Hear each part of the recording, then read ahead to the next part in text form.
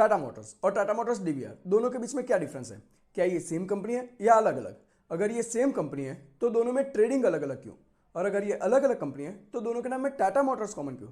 Confusion है? चलो जानते हैं। टाटा मोटर डीवीआर जानने से पहले हम ये जानते हैं कि डीवीआर क्या है।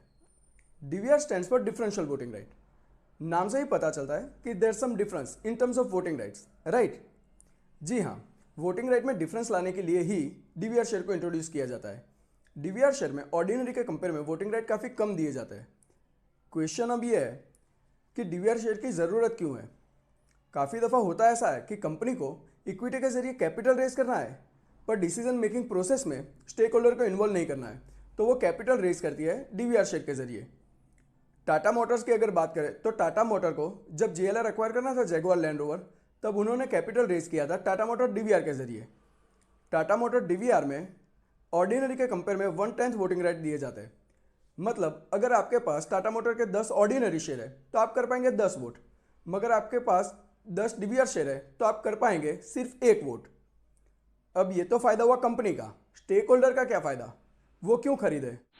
स्टेक होल्डर को अट्रैक्ट करने के लिए कंपनी जब भी डीवीआर शेयर इश्यू करती है तो वो ऑर्डिनरी के कंपेयर में कुछ डिस्काउंट रेट्स में इश्यू करती है, जिससे कि डीवीआर शेयर थोड़ा सस्ता हो जाता है।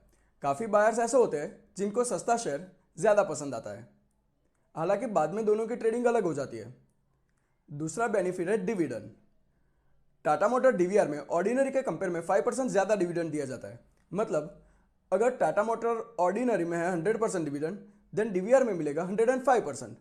अगर ऑर्डिनरी में है 150%, देन डीवीआर में आपको मिलेगा 155%। मतलब ये 5% ज़्यादा है, पर उससे कुछ ज़्यादा फर्क नहीं पड़ेगा अगर आपके पास ज़्यादा क्वांटिटी नहीं है। ये अगर पेनी स्टॉक होता तो 5% से भी ज़्यादा फर्क पड़ता। पर फर्क इस बात से पड़ता है कि दोनों की ट्रेडिंग प्राइस अलग अलग है, पर दोनों की फेस वैल्यू है सेम, 2 रुपये। और हमें पता है कि डिविडेंड मिलता है फेस वैल्यू पर। अब एक एग्जांपल से समझते हैं। टाटा मोटर्स की ट्रेडिंग प्राइस अभी है 490 रुपी और डीवीआर की है 245 रुपी।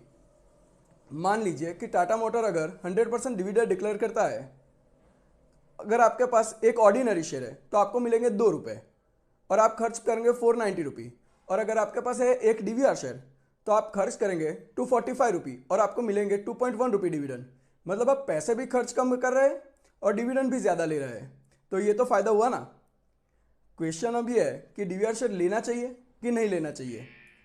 अगर आपको कंपनी की डिसीजन मेकिंग प्रोसेस में कोई दिलचस्पी नहीं है तो आप डीवीआर शेयर ले सकते हैं, पर हाँ, ऑर्डिनरी शेयर के साथ उसका प्राइस कंपेयर करने के बाद।